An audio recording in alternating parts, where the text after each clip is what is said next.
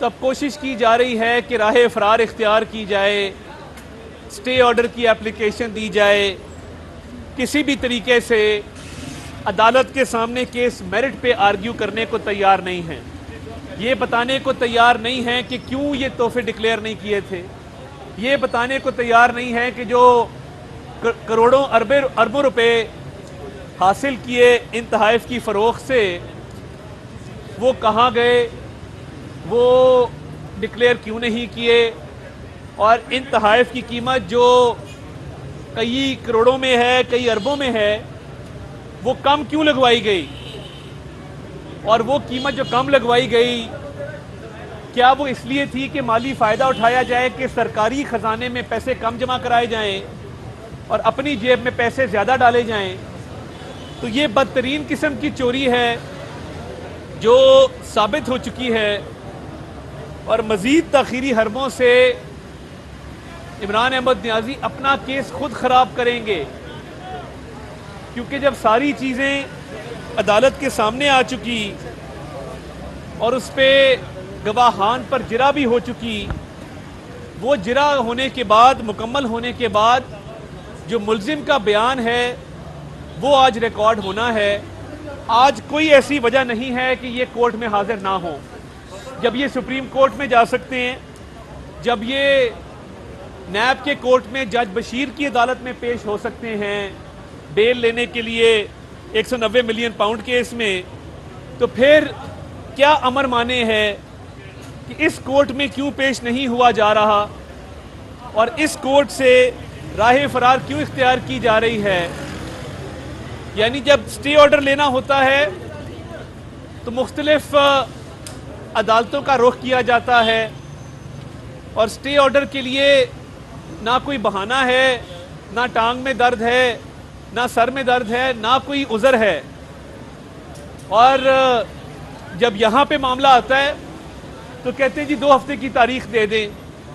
कोई ऐसा मुकदमा बता दें किसी सियासतदान का जो 6 साल चला। फॉरेन फंडिंग का वाहिद केस है जो 6 साल चला, और 6 साल के बाद वो केस अपने मंतकी अंजाम तक पहुंचा, और 6 साल के बाद वो केस अपने मंतकी अंजाम तक पहुंचा, और अभी तक उसमें कोशिश की जा रही है कि किसी तरीके से फॉरेन फंडिंग का जवाब ना देना पड़े। और ये बड़ी अजीब बात है कि जब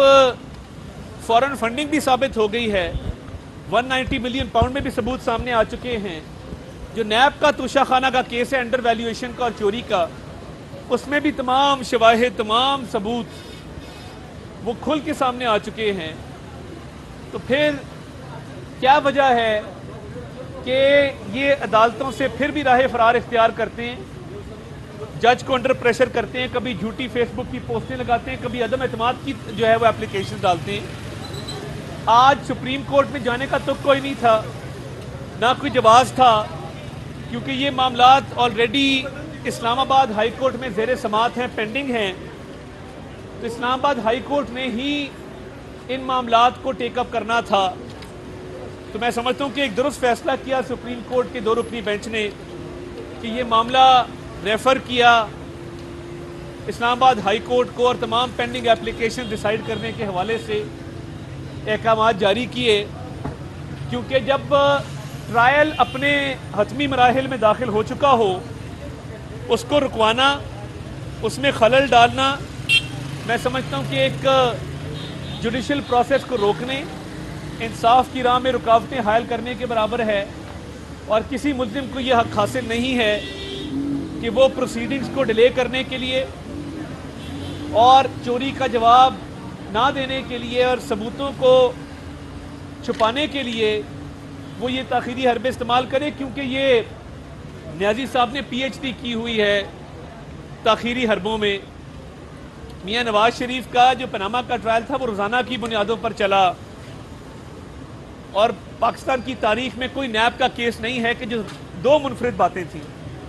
एक तो वो रोज़ाना की बुनियादों पर चला, और दूसरा सुपरवाइजरी जज सुप्रीम कोर्ट के थे। तो मैं ये समझता हूँ कि आज जो ये सुप्रीम कोर्ट गए हैं توشہ خانہ کے ٹرائل کو رکوانے کے لیے، اور عمران نیازی خود وہاں پہ پیش ہوئے سپریم کورٹ میں، یہ ایک تاخیری حربے کے طور پہ استعمال کرنا چاہتے تھے اس ملک کی اعلیٰ عدالت کو، اور چاہتے تھے کہ یہ ٹرائل توشہ خانہ کا جو حتمی مراحل میں داخل ہو چکا